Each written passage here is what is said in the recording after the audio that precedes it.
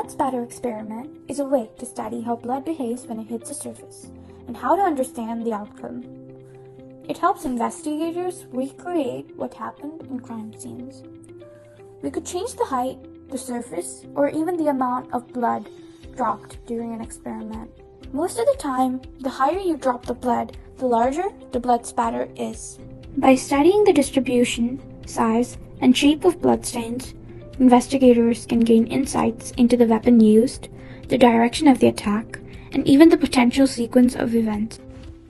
Blood types are determined by the presence or absence of certain antigens on red blood cells. These antigens are like tiny flags that identify your blood type. There are two main groups of antigens, the AVO group and the RH group. In the AVO group, there are four blood types, A, B, AB, and O. People with blood type A have A antigens on their red blood cells. People with blood type B have B antigens. People with blood type AB have both A and B antigens. And people with blood type O have neither A or B antigens. The RH group is determined by the presence or absence of the RH antigen. If you have the RH antigen, you're RH positive. If you don't have it, you're RH negative. Antibodies are also involved in blood typing. For example, people with blood type A have anti-B antibodies in their blood, while people with blood type B have anti-A antibodies. If a person receives a blood transfusion that is incompatible with their blood type, their antibodies can attack the transfused red blood cells.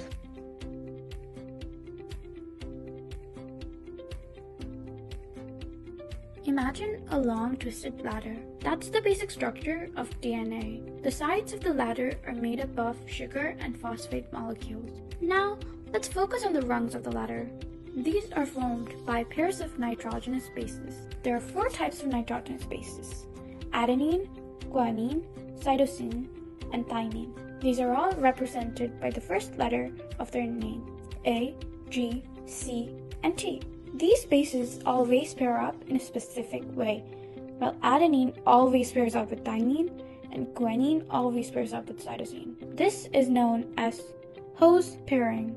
This specific pairing ensures that the DNA molecule is always replicated accurately, passing on genetic information from one generation to the next. A nucleotide consists of three parts: a sugar molecule, a phosphate group, and a nitrogenous base.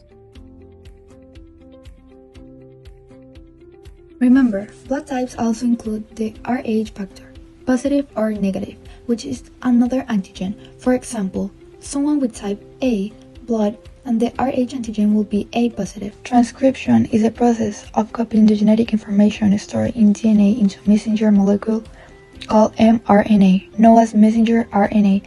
Think of it like making a photocopy of a book. The DNA contains the genetic code that specifies the order of amino acids in a protein. The mRNA acts as a messenger, carrying this genetic information from the nucleus to the ribosomes in the cytoplasm, where the protein is actually made. How does the cell know which part of the DNA to copy? Enzymes called RNA polymerases are responsible for this. They bind to a specific DNA sequences called promoters, which signal the start of a gene. The polymerase then unwinds the DNA double helix, exposing the template strand. The other strand is called the non-template strand or coding strand.